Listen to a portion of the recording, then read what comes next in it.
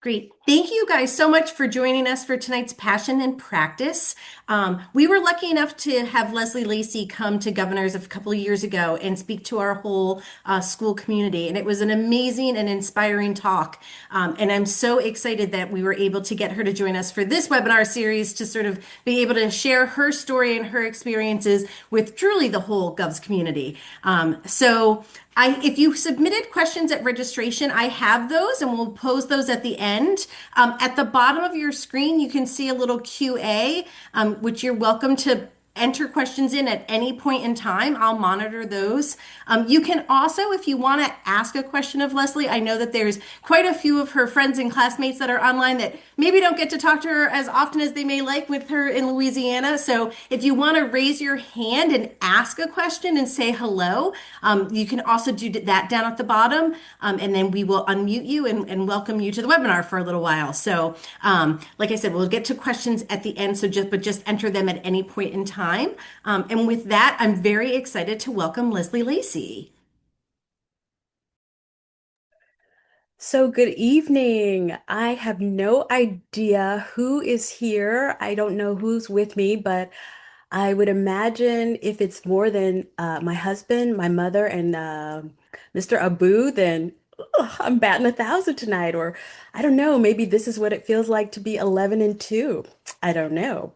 Well, I am so glad to be here. Thank you for the invitation, Samantha, to talk about people who are extraordinary to me. I am an attorney by trade for children in foster care, and I've been asked to talk about how did I come to that decision? How did I come to that career? And I will say, just right off the bat, I did not wake up one day and say, you know what, I think I want to spend about 50 to 70 hours a week inundated with abuse and neglect. Trust and believe that is not what I said. I went to college in Pennsylvania, Lafayette College, with pie in the sky hopes and dreams, and I wanted to change the world. And so, what do you major in when you want to change the world? Well, international affairs, right? I know. I know. I was young. I was younger. So just bear with me. I majored in international affairs. Didn't quite know what I was going to do with that. Maybe just diplomacy. I don't know. Like I said, I was young. Just stay with me. But I went on to go to law school at Louisiana State University years later after working, after doing different odd jobs. But law school was kind of just always something that I wanted to do. And so I finished law school and graduated past the bar, and I still didn't really know what I wanted to do. I did know that I didn't want to be a highfalutin lawyer, if that means anything. I didn't want to have my name on a billboard. I just want to be with people. I just want to kind of just be in the trenches. That's what I knew I wanted to do. But trench jobs are not, that's not listed in law school, so I had no idea. I really didn't. So when I graduated past the bar, I just went out, started a practice, and based on someone telling me, you know what? You're really good with children, and there's real great need for children who have special needs. They need assistance, their families, in getting their free, appropriate public education. So why don't you look into that? And I was like, wow, that sounds like trench work to me. Okay. And so I had a few clients, and keep in mind now, I don't want to be on a billboard. I have a few clients, but special education law is not very lucrative. So let me just put it right there.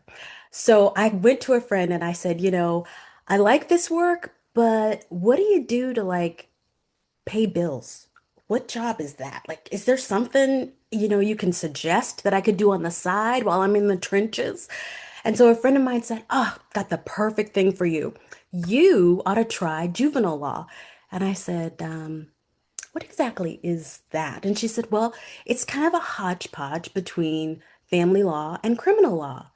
And I said, oh, you mean the two subjects that I hated most in law school? Great. Yeah. That's what I want to do. She said, Lacey, look, are you in a position right now to be picky?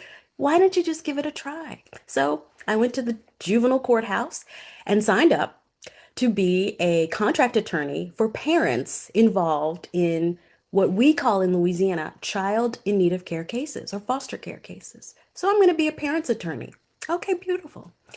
So I step into the courtroom and I am automatically fascinated by the goings on of juvenile court. But I also am rudely awakened to the knowledge that I'm dealing with child abuse cases and I'm representing the parents who are accused of doing that. And so all of a sudden, my world was shocked. I was devastated because I just didn't know this world. I've never been in foster care. I've never known anyone who was. I'd never known anyone who'd been accused of abusing their child. So this was completely foreign to me, but it was intriguing. And I think the most intriguing lesson that I learned representing parents, because I have to admit, I was like, if you're here and they've got something on you, it doesn't look good. It doesn't look good. Now, I don't know if that's the kind of person you want to be your lawyer, but I quickly learned that it's not all black and white. The first client that I ever represented in juvenile court, the first parent, was incarcerated at the time the child was deemed abused and neglected. And I'm thinking, well, how can he be accused of abusing and neglecting his child if he's incarcerated? He wasn't even there. And that's where we learned that parents are responsible for their children no matter where they are. And so I realized, okay, so there's going to be a lot of gray matter in this field. Well, fast forward, Louisiana changed how they had representation of parents and children. And so they no longer wanted contract attorneys. That was the job of the public defender. So I applied to be a children's lawyer. Again, I was kind of hooked. I found it fascinating, the work, and it was definitely trench work. And so I applied to be the attorney for children, and I was in 2008, I was the first lawyer ever to represent children in Baton Rouge, Louisiana. And so here we go. This is where it started. My exposure to foster children as their voice. And I say that because I took a lot of pride in being the voice for children, children who had been abused and neglected, which includes trafficking, which includes more than you can imagine. And so it was my mission to be their voice. And one phenomenal thing about Louisiana, I mean, there's more than one phenomenal thing about Louisiana, but this phenomenal thing is that our our state recognizes children's voices. And so there are some states that a child's representation is based on best interest. So when a lawyer represents a child in some states, they do what's best for the child. In Louisiana, we represent children based on their wishes. So whether or not it's what they want is in their best interest, that is what we do for children. So if you can imagine, I mean, 95% of the children that I represented always wanted to go home and always wanted to be with their families. It was not always an easy thing to fight for children to go to a place where I had concerns for their safety. But because I am an advocate for children, and that was my job, that's what I did for children. I'm using this in the past tense because although I will always consider myself a children's attorney, I did put that aside, and I'll explain later why. But I represented children's wishes. And in that role, I also wore many hats as advisor. So when I was uncomfortable with their decision, I would definitely explain to them why I thought maybe this judge was not going to let that happen. Why this judge is not going to let you go home. We're going to tell him that that's what you want. But here are the reasons why I just think that he or she will disagree. So over the years, I began to have this rapport with children, and I mean, I had to because I'm visiting them in their foster homes. I'm attending their recitals. I'm going to their group homes. I am, as a children's attorney, responsible for their academic, physical, emotional, their every aspect of their lives. I'm responsible for in the sense that I want to make sure that their clothes fit, that they're wearing the right prescription for their glasses, that if they have any academic concerns, that we're making sure that there are accommodations for those children. And are they able to visit with their siblings? Are they attending sports events? Is there enough money for them to not just attend sports events and be on the football team, but the pads and afford the equipment? All of this I consider under my purview. And so I am holding not only the state of Louisiana Department of Children and Family Services accountable for what they are responsible for, but I'm also bringing this to the judge to say, we need to do something about this because these children are not getting what they need. So that was my job for over 15 years, and I loved it. Ugh. Why did I mean, abuse and neglect, I didn't love. But these young people are so amazing. I can't even begin. I've never met such resilient, such compassionate, intelligent, energetic, outstanding young people.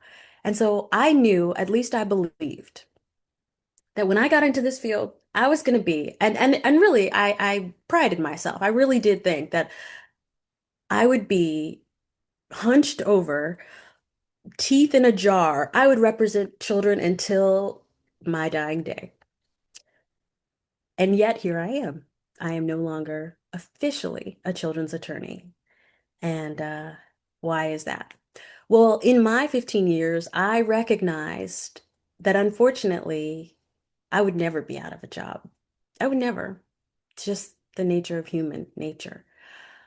But I also recognized that after being in the field for so long and seeing children repeatedly, and then being in it so long as to maybe see some of their children enter care, the pervasive thought was that, you know what? I've got to do something. I've got to do something more. It's simply not enough for me to just get them what they want, win the case. Because keep in mind, I'm actually winning in terms of their case is getting them what they want, maybe to a home that I am not comfortable with them being in.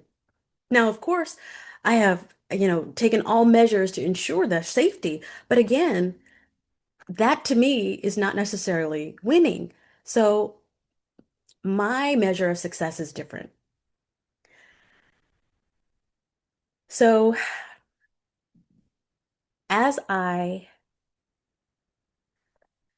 practiced year after year and saw the effects of the real beast of the system, which is not parents, it's trauma. Trauma is the beast of the system. And so I began to just think about what it is, what I could do to eviscerate the trauma that they experience. How could I help? I can't do anything about what they experienced, but how could I prepare them? How could I undergird them, bolster them for their future? It was a hamster wheel, the child welfare system.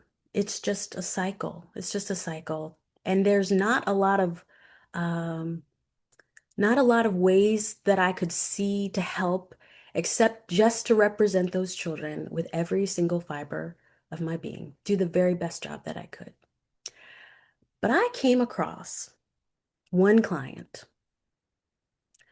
and she was 16 at the time, and she had lost both of her parents to diseases, And she and her sister were homeless. Uh, they were living in a rent house that her brother allowed them to live in until he just said, "You're out of here." So for several months, she and her sister went from house to house and slept on people's porches. And all the while, this young lady maintained A average in school, attended all her club meetings, and volunteered. And so when she came to me as a result of saying to one of her advisor, "Look, call the state. I can't do this anymore." So I met her, and she was just a bouncing, bubbly ball of energy. She just was just so excited about life, even given her circumstances. And so she said to me, Miss Lacy, I want to be a lawyer. I want to be a social worker. I want to help kids like me." And all the while she's talking, I'm nodding and I'm like, wow, absolutely. Wow. But in the back of my mind, I'm embarrassed to say that thought it's never going to happen. And it wasn't because she wasn't intelligent. She was extremely intelligent. It wasn't because she wasn't driven. She was driven, obviously. Look how I found her. She was driven. She was motivated. But this young lady her mouth was her teeth were so spread out and so protruding out of her mouth that I thought the legal profession is not going to take you seriously. So when I thought that I had established a rapport with her where I could just say, "Hey, Britt, I really do think that you can be everything that you want to be. You are your mother's little CEO, but ugh, I was so nervous. I was so nervous because I just didn't want her to say, of all the things that have happened to me in my life, I've lost my mother, I've lost my father, my brother kicked me out of his home. I've been homeless. I didn't want her to say, I had this attorney. And this woman was so rude to me. And she told me this and hurt my feelings. I've never been, I just never wanted any child to feel disrespected. So, but I want to be honest. I want to be honest. So I said to her, "Okay, I think you're intelligent. You can do everything that you want to do, but we need to do something about your teeth." And I just froze and I'm a grown woman, but I was shaking like a leaf because I just didn't know what her reaction would be. And I look over at her and she was like, "Miss Lacy, really? I couldn't agree more. I've been so embarrassed." Da, da, da, da, da." And she went on to tell me about all the bullying and all the ways that she has to position her mouth to smile so that the teeth don't look as far out as they are and all the and I was like, "Whew, okay, great, great. I'm not going to be the subject of someone's therapy session." So at that point, I had my marching orders. I was on the move. So I went to uh, I went to court and I explained to the judge why I thought that the state should pay for her braces, and the judge was like, "You know how this works, Miss Lacy. The state will not pay for braces for children unless it is deemed medically necessary, and there are two Medicaid denials." So there I go. I'm off. I'm on my mission. But everybody knows what my mission is. And that's not just in the state of Louisiana, that's nationwide. So children do not get braces. Children in care do not get braces unless it is deemed medically necessary and there are two Medicaid denials. So I schedule a hearing every month because I want to make sure that this doesn't get lost in the system. And also, at that time in Louisiana, a child was deemed an adult and therefore aged out of the system at age 18. It has since changed to age 21. But I was on the clock here. If I was going to get this young lady braces, we had to move. So I scheduled hearings every month and I asked the judge for statuses. Where are we with the Medicaid denials? And the state would say, Well, I think that paperwork is not exactly sure where it is, but we'll be right back. We'll get back. So I'm starting to see this pattern. So in order to partner with the state, you can bash an institution, you can talk about them, but I have found that it's more profitable to work with the system. So thinking that I was working with the system, I took her to my children's orthodontist. At least I can find out if this is medically necessary. And when I met with him, uh, he said, "Oh, absolutely. Her teeth are 10 millimeters away from breaking off." And I said, "Oh my glory." So I'm running to the courthouse to explain to the judge. And so we've got part of our requirements here. So we're looking at the state. Okay, where are those denials? Well, I'm not sure. I think one, well, they might. So you see where we're going with this. So I take Brittany, that's her name, back to my orthodontist and I say, "Well, Dr. Fruget, what is it going to take? Just give me the workup. What does it look like to put Brittany in braces? Just what is her treatment plan?" So the coordinator is explaining and what we're going to do in the first phase and what we're going to do in the second phase and we're all excited. And then she came down to the end and she said, "And that's going to be $6,000." And I just went, "Hmm, excuse me?" All of this time, I'm running to the courthouse. All this time, it just never, ever occurred to me that at one point in all of this, I would be given the invoice. So I'm looking, I'm thinking to myself, "Oh, mercy, mercy, mercy, mercy, mercy." I went into a daze. That's all I can say. That's all I can describe it because I'm in a Hallmark film now floating up above the treatment room and I'm just thinking to myself, "Do I know her well enough to pay $6,000? Do I really? I mean, I got kids. They've got to go to college. I've got to pay for weddings. Like, what? I want to go on vacation." I'm thinking to myself, and does my husband know I'm here? Oh, oh. So then all of a sudden, Dr. Fruget says, "Lacy, Lacy." And I snap out of this zone, and he says, "You know what? I will do it for $4,000." And I don't know what happened. I mean, I know I did the math, but I don't know what the difference made, but all of a sudden the heaviness that I felt just lifted and I was like, "Okay. All right." And by the way, my husband did know that I was there, and so I signed the invoice and he and I together paid for Brittany's braces. And so Brittany went off to college. She was admitted to 13 of the 14 colleges that she went to, and she got a scholarship for the one that she finally attended, Spelman College in Atlanta, Georgia. And Brittany attended religiously every appointment. Whenever she came to town, people say, "Oh, did you get to see Brittany?" No, but I tell you who did get to see her, Dr. Fruget. So she always went to her orthodontist appointment. Long story short, 4 years later, oh, by the way, let me say to the credit of the agency, they did approve her braces. Unfortunately, after she aged out, but I'm just saying, they approved it.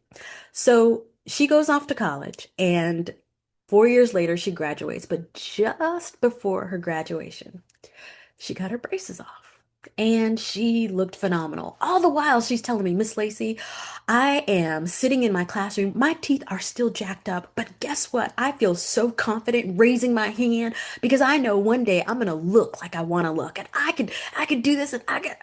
And it was just so inspiring to hear her confidence, even before major changes had been made.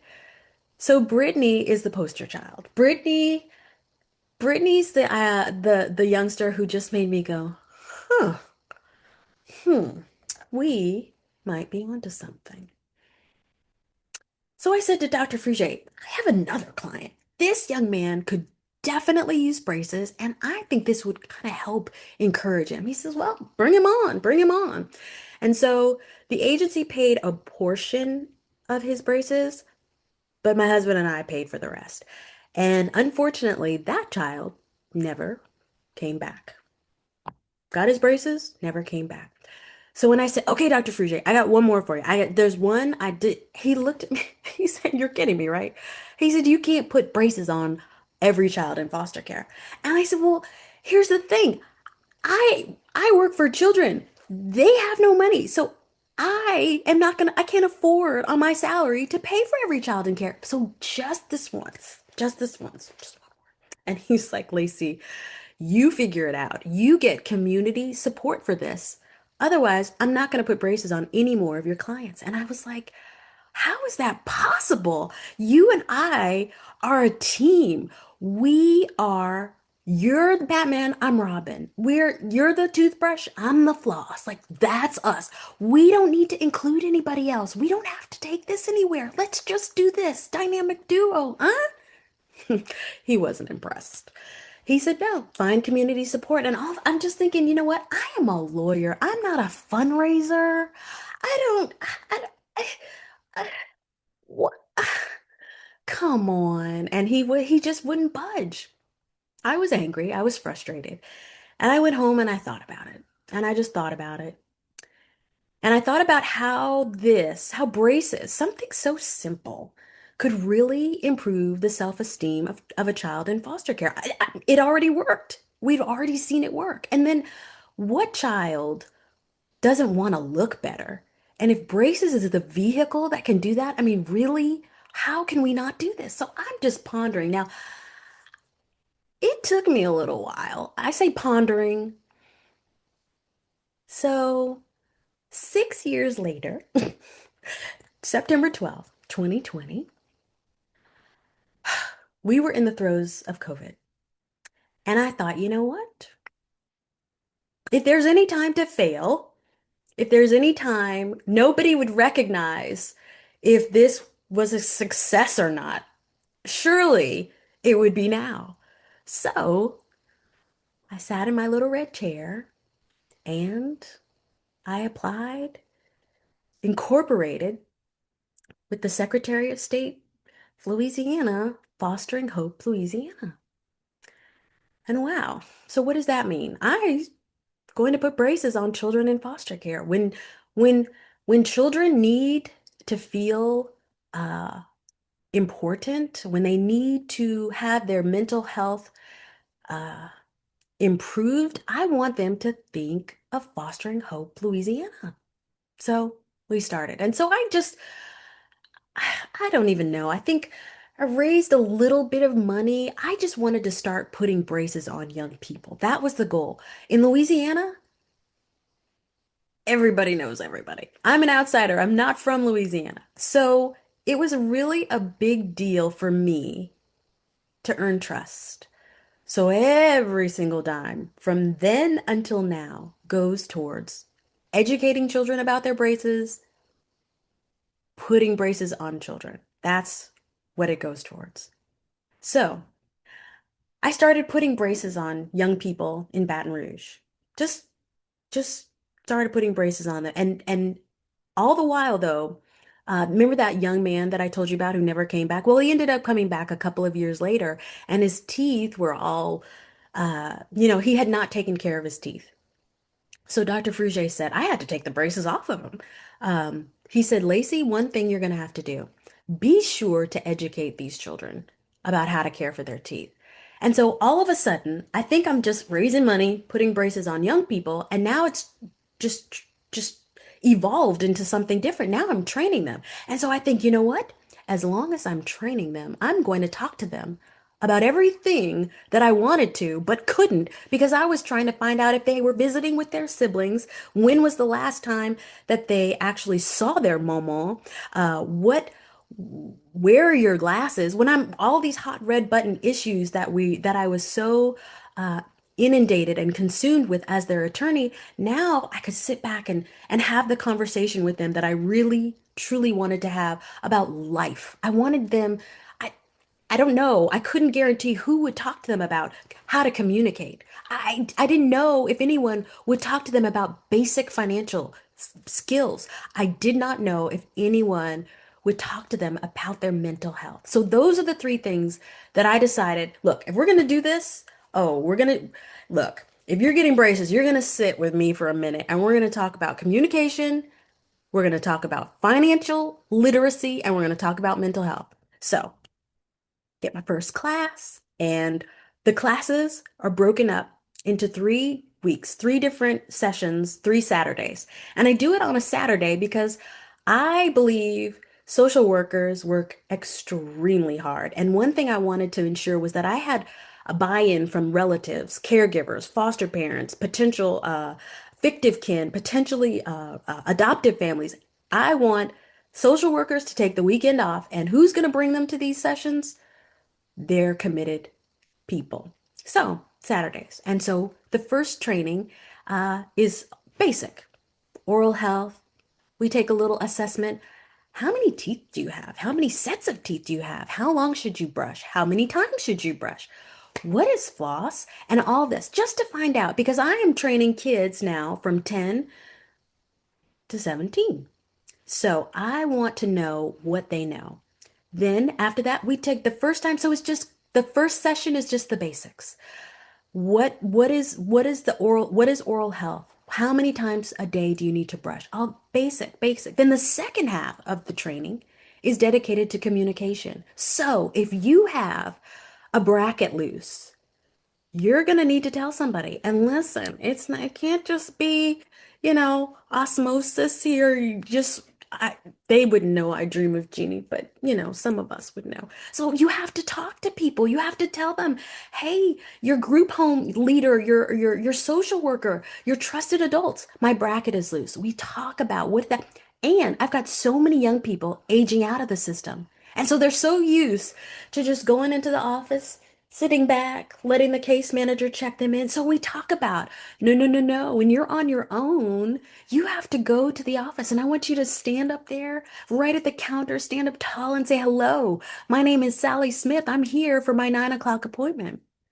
And so that is what we wanted them to understand. And of course, in the context of braces, we get a little more feedback because they want to look good and even though braces are trending, they don't want to be in them forever, so they want their treatment to progress. So we talk about what that looks like, and that they're holding back on their treatment. If a bracket is loose and you don't tell anyone, your teeth are not doing what they're supposed to do. So that's the first session. The second session, we talk to them about I don't know what kind of learners I have, whether they're auditory, kinetic, I don't know. So we bring in mouth models, and they have a mouth model with braces and one without braces, and they toothbrush. And we have hygienists who volunteer from different offices to come and show them how to brush properly. And I can't tell you how many young people, one in particular, Miss Lacy, do I really need to string this thing through my teeth every single night? And I'm like, yes, love, because I believe that I would be setting you up for failure if I didn't show you how to do this, didn't set the expectation. So now that you know what you need to do you think you can do it? And she said, no, not going to do it. Don't waste your money. And I thank you. I appreciate that. But the majority of young people stick with it and definitely do finish that part of the training. So first part of the training now, we're working with our hands. We're actually seeing, touch and floss, toothpaste, figuring out how to brush when you have braces and how it's different when you don't. And then the second half is financial literacy because all my young people have Jordan dreams on flip-flop budgets. So we talk about budgeting. Just what does it mean? How do you differentiate between a want and a need? If you hate the freaking system and you're done with them and you're done with them. I'm getting out on my own. But what does that mean? What does it mean to have a legitimate source of income going into a bank account? And maybe in two places like checking and savings. Like, wow, what does that mean? So I went to my bank and I just asked my banker, I was like, do you have anything do you have any something like protocols to teach young people about finances? Do you have any of that? And she says, if I did know, I wouldn't give it to you. I'm gonna teach them how to bank, their financial literacy. So I said, wow.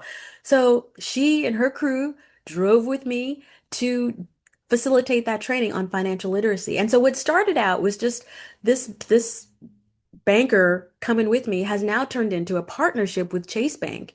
And so no matter where I am in the state, whenever I host a training and we get to the part about financial literacy, volunteers just rise up and offer their time to teach foster youth how to manage their money. And so we're so grateful for that. So then the third part of the training is dedicated to what treatment looks like. What does it look like? And what the stages are, power chain, rubber bands, all that good stuff. But then the second half is mental health. Now, we incorporate mental health throughout the training, but this is really dedicated to what is it that how your trauma has affected you? What are your triggers? What do you do about your triggers when you are triggered? And so it's just an opportunity for me to share with them the importance of addressing the trauma and not to push it down. Um, if I am in a region, a part of the state where there is a where there are trauma-informed therapists, then I refer them to that organization or to that practice. But it's few and far between. It really is. And that's one of the reasons why I wanted to start Fostering Hope Louisiana, because access to mental health is just limited. And especially so for children in foster care because there are not many Medicaid providers and there's even fewer trauma informed providers. So we've got a lot of children who just are just existing with their trauma, not even knowing what to do with it. And they're just frustrated, don't know what to, people are saying, yeah, your behavior is really bad, but it's the trauma. And I'm not making excuses for behavior, but I'm simply saying there is an explanation for it. And when we as adults are sensitive to that, then we can begin to meet their needs and meet them where they are. So that was my goal for starting Fostering Hope, so that I could meet young people where they are. They all want to look good. So start with braces. Just start with their self-esteem. Start with their confidence.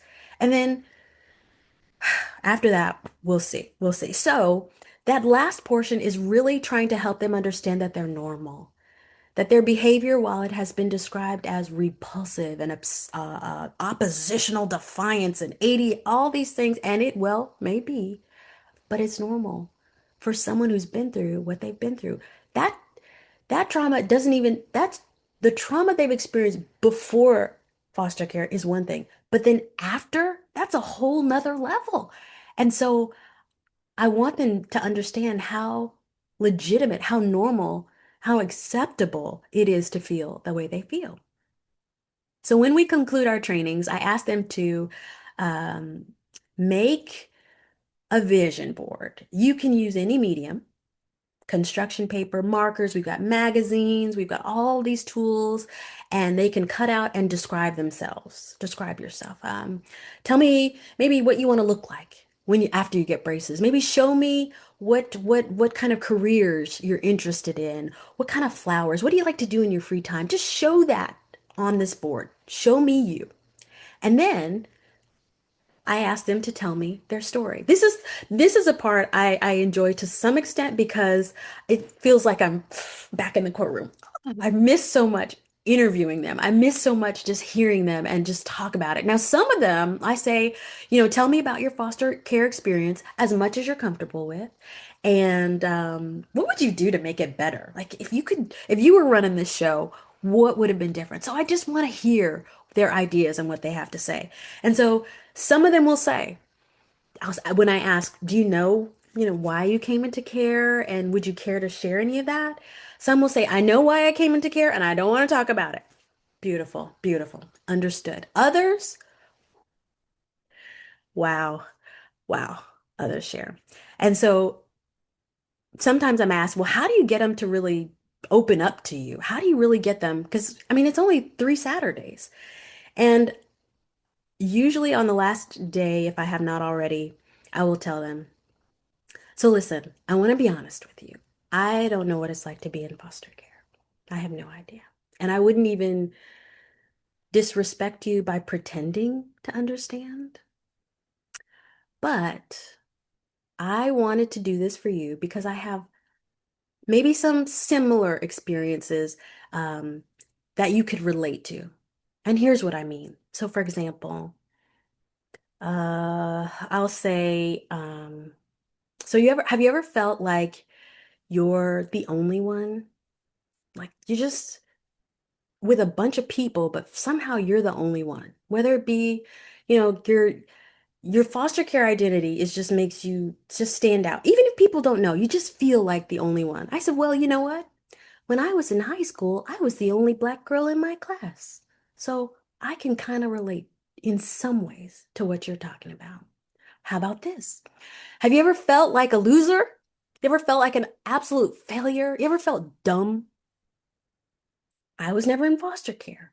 But do you know that I failed out of law school after my first semester? And I say, I know, that's not stuff you're supposed to tell. You're not supposed to let people know that. That's supposed to be the secret. But I did. And my colleagues, my friends would say, "What happened? Did you not study? I mean, when you were in class, we thought you were going to be on law review. You sounded so smart. What happened to you?" And I didn't want anyone to know. I didn't want to make excuses. But one of my law professors asked me and kind of pulled it out of me. He said, "Lacy, what happened?" And I said, well, there may be a reason that explains it, but I don't like to make excuses. I want to be tough. I want to just do the work. He said, Lacy, what? What is it? I said, well, I have memory problems. I have memory issues because when I was in college, it was discovered when I had a grand mal seizure that I had a brain tumor. And so when that tumor was removed, I suffered memory loss. And so, but I don't want to make excuses. And he was like, Lacey, are you serious? Well, we can do something. I mean, we can give you more time if that's what you need. And so I got more time to take my test and the bar because of my memory issues. And I said, but don't you, I mean, you ever feel though like you're just dumb and maybe because you feel dumb and you're not equal to your peers in class, maybe you're behind a grade because of all the times you've changed placements or because of all the times you didn't attend school when your mom was ODing, whatever the case. You ever felt like who would notice if I wasn't here anymore? Who would really care? And I said, I've been there. When I was suffering with seizures and before the tumor in my brain was removed, I was so depressed. I used to do everything in the dark because the dark felt good. It felt warm. I was so sad. I thought, how can I possibly have a life when I can't even go through a day without seizing, without losing consciousness and sprawling out on a floor somewhere, or losing consciousness while I'm on the metro and then coming to as the trains are coming. I mean, what kind of life is that? And I was so depressed, so much so that I contemplated, is it really worth it? Is it really worth it? And yet, here I am. Here I am. And I did fail out of law school, and I did, but that wasn't the end. Because I tell you what, if you Google AM, LM, MM, Supreme Court of Louisiana, you will see one of the few Supreme Court cases won by children, for children. That's what I did. So you know what? Your failures don't have to define you. Your failures can be the stepping stone upon which you move from level to level. You cannot give up. I'm living proof. I failed, but that wasn't the end of me, and that doesn't have to be the end of you. And I even share, you know what? I went to my reunion and I had someone tell me, so what are you doing these days? And I said, well, I'm an attorney. And the lady looked at me and she said, you're an attorney? And I said, yes. And she said, well, how is that possible? Weren't you the product of a single mother? I said, yes, I was. So maybe you feel like there's a stigma having been in foster care, like you'll never become anything because you were in foster care or because of the experience that led you to have to be in foster care. But I'm here to tell you, you are phenomenal. I wouldn't be here. I would not have quit my job and created this organization with you in mind if I didn't think that you had so much potential. So much potential. And so that's what I share with the children. I tell them, look, everybody, this is not my words, this is Kevin Love's words, but everybody is going through something, okay? And so I want you to know that you're valuable, and that is why I would like to see you feel good about yourself. And so when we complete the trainings and we've shared our stories, you can see the young people's stories, whatever it is they've chosen to share, because they are in foster care and their identities are confidential. And while they're in care, um, you'll see their stories, and we use their vision board for accountability, transparency. Absolutely. We want an integrity. We want to make sure that anyone who's interested in supporting Fostering Hope Louisiana knows that they're real children. They really are, but I'm just not going to show you who they are. They've shown you themselves through their vision boards and all wonderful. So you get to see who they are and have an opportunity to hear their stories as they would like them to have been told. So that is what I do now. I did resign from my job in literally 2021 September, and since that time I drive around the state and I put braces on children in care with the hope of encouraging them, with the hope of and certainly not supplanting any mental health. I am not a therapist, but the goal being to encourage children in care to know that uh, every day when you look in the mirror and you look at that beautiful smile, hopefully you will know that you are cared for, you are loved, and not in that maybe the icky way that love has been described, explained to you before. It's unconditional. You don't owe us anything. But we would hope that when you look in the mirror, you see yourself in a beautiful light and know that a whole community of people is rallying around you and supporting you. So, and the cool thing is they can never get away from it. I've taught you how to take care of your teeth. So as long as you take care of your teeth, then please, you'll have it for the rest of your life. This reminder of how loved you are, how important. So that's why I do what I do. That's why I do what I do. All right. We have a couple of minutes left. So if there are any questions, I would be delighted to answer. Lizzie, that was amazing. So inspiring. Thank you so much. I do have some questions, but and they're starting to come through on the Q&A, which was I was just about to say. How do you get connected with the children that you work with through Fostering Hope Louisiana, and how do you continue to grow this organization? Okay, so I, uh, in order to ensure that I am serving the right children, and by that I mean that children that are in foster care and who haven't graduated years ago, um, the only people who are allowed to refer children to Fostering Hope Louisiana are social workers from the Department of Children and Family Services. We have a partnership with the agency as well as CASA, court-appointed special advocates. So those are my partners, and those are the people who are sending me um, the children, completing online applications to have their children considered for braces. So we are in the process of we've done just a huge marketing um,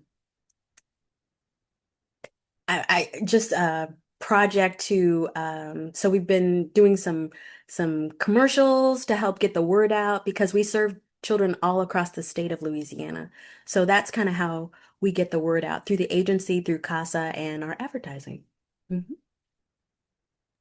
And are you connected with other people who are doing similar-ish work, right? With in other states, like maybe not necessarily putting braces on kids, but like, do you have a network of people who, like, because I imagine this is like rewarding and taxing, right? And it's nice to have that support. Are there other people that you're in touch with? Well, I at one point in time, my goal was to put braces on every child in Louisiana in foster care who wanted them. But what I quickly learned was that their needs are so special, so unique that so a child who was in treatment would call me and say, who had aged out of the system, still in treatment, would call and say, "Hey, Miss Lacy, I need food. I'm living with my family, but I don't have any food." And so I would go to the food bank, get food, take her food, and I quickly realized they would call me, "Oh, I have a job interview," and I quickly realized this would be a great place for community partnerships. And so that is where I rallied with my fellow nonprofiters and to say, so now when children say, "Okay, I need this," then I know exactly where to direct them because it was very taxing for me. And while I would love to be there for for them in every way that I could, it wasn't sustainable and it wasn't realistic. And I wanted them to know there are more people out there that support you than just me. So I do have a consortium of resources statewide, and hopefully this will extend, because, I've got worldwide dreams, right? So hopefully this will extend to children across the country and the world. There was a hand up, and I don't know. All right, I'm going to pause. All right. I have more questions here, but please feel free to, like I said, put them in the chat, or if you want to ask a question, to raise your hand and we can unmute you. Um, when you were practicing, how many children did you work with? So I've represented over 1,000 children, as many as 200 at one time, which is really not supposed to happen. But so, yeah, a lot of children. That's I can't even imagine because Yeah. you put so much care into your kids when you're working with them that Yes, and that's one reason. That's another reason why I'm no longer an attorney for children, in that respect, because I just don't do anything halfway. And so it was, I needed to be able to serve them in another way. So I'm still associated with their trauma because they share with me, they talk to me after they age out, after they have their braces, got their braces off. They're still calling me, "Miss Lacey, what do I do about these people on my job?" So they're still calling, but I'm not responsible for them as I was when I was their attorney. So it's much, much, much better. Ruby, Ruby. we're gonna, yeah, there we go. Awesome. You can just unmute Ruby and ask any question. Hi, Les. Hi, sunshine. How are you? I'm good. I can't see you. Oh, now I can. Oh, why does it keep going Moody black? girls. Oh, hey. Oh, why does it keep going out? I wanted to We see how you're doing, and I'm so proud of you.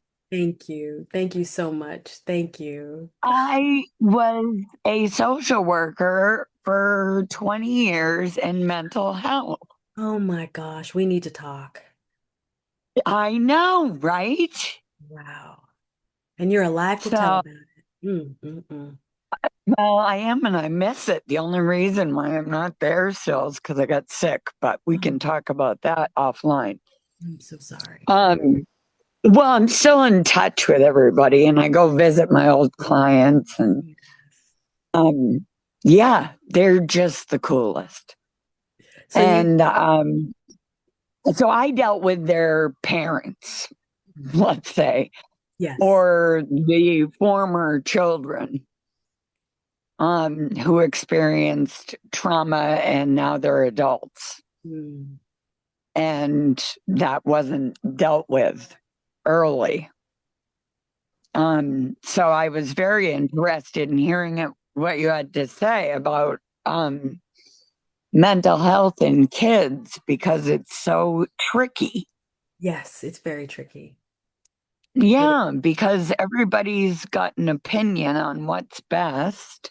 yeah, yeah. And and then, you want to get them help, but you don't want them to be labeled. And Well, exactly. And Um, our kids are so, psychotropic drugs, they're all, the remedy for calming them down is medicating. But I have kids, Tommy doesn't want to fall asleep in the classes that he's already failing, and he doesn't want breasts. He wants pecs. He doesn't want to be on medicine. So, this is with the side effects and all this. So, that's a huge problem too, addressing their trauma in a way that they are comfortable. I can't tell you how many kids are telling me, Miss Lacy, I'm not taking that medicine. I'm not going to do it anymore. It may make me calm, but I'm a zombie. I hate it. I hate it. At least, at least if I'm raging or whatever, that's me, but that zombie's not me. And I get it. I get it. I have even gone so far, and this is shout out to Toby Levine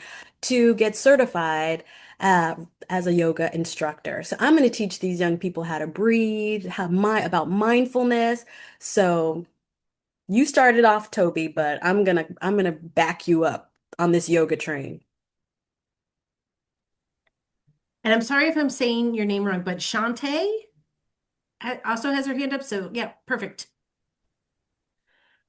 Hi, Leslie. This is Shanti, Hello. class of 89. How are Oh you? my gosh, how are you?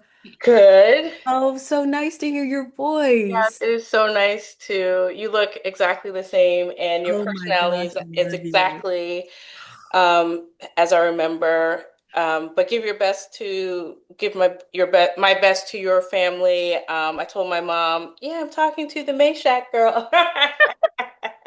I love it. I love it. Thank you. I'm So, gonna make a but I note. do want it's very exciting and it's very rewarding to see you walking in your purpose and finding that um, at a point in your career where you still have a lot of runway to build up your nonprofit. Mhm. My question is, you mentioned that you're working across the state, and how are you getting the provider buy-in? Are you using different providers? Do you have a network? Are you That's leveraging like, brilliant question. Brilliant. So again, like I said, I'm not from Louisiana. So word of mouth. It started with just my first orthodontist, Dr. Fruge. But I had in my partnerships with the orthodontist, I said, I need a couple of things. You have to promise me that my children's identities will not be, you're not going to be, I got some hip orthodontists. They're not going to be on Transformation Tuesday on TikTok and all. So, and we insist on paying. So we want to pay. We just ask for a reduced rate, anything less than $6,000. So we start off with that understanding memorandum of understanding. We'll make sure the world knows that you support us. You let the world know that you're a partner of ours, and they will treat our children at any cost for any length of time for that agreed upon amount. I literally have been driving around the state, kind of asking, word of mouth, people sign up. Oh my gosh, love what you're doing. I want to be an orthodontic partner and whatnot. So of all these regions, only Shreveport and Lake Charles are areas where I don't have partners. The other seven, I have partners. So pretty exciting, slowly but surely. Sandra, so happy you're here. Hi, Samantha. How are Sandra, you? Hi, Leslie. Sandra Watson, Good to so good to see hear your you. I voice. know it's good to see you. Thank you, love. What's the question? So you're doing such great work. Probably don't want to do it forever. How are you making sure that what you have started is going to continue if you choose to go, sort of in another direction and try Yeah, something yeah, that's a great question. So at this point in time, I do not have plans to give it up. different? But I will, but I know that. So just we just recently took on a grant writer because when I talked about my failures, let me tell you something. Fundraising is not my thing. It's a great cause and all that jazz, but I know how I am when people ask for money, like, really? And then there's the whales, there's St. Jude, there's Alzheimer's. There's so many things.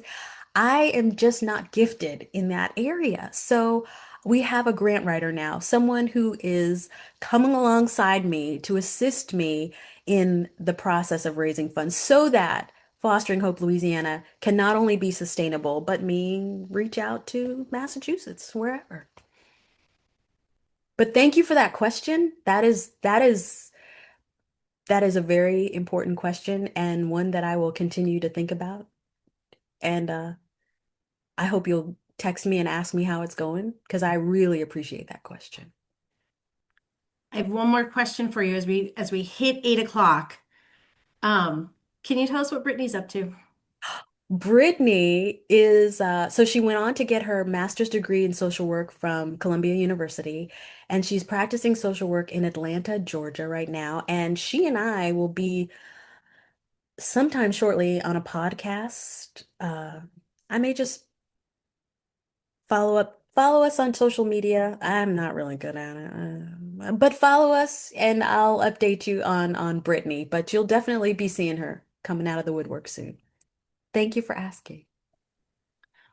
Thank you so, so much for spending time with us tonight and sharing your like incredibly inspiring story. I was saying, I could relate to you better on screen than I do with some people in person. Like you just have such an incredible presence, even from afar. So thank you, so, so much for this tonight. It was really incredible. Thank you. Our next Passions and Practices, January 27th. Carol Salloway will be with us. Carol's an executive leadership coach, and she's going to run a workshop for us thinking about how we want to live our best life in 2026. So hopefully you can join us then. But thank you for being here tonight, and I look forward to seeing you guys either in person or on screen again soon. Have a good one.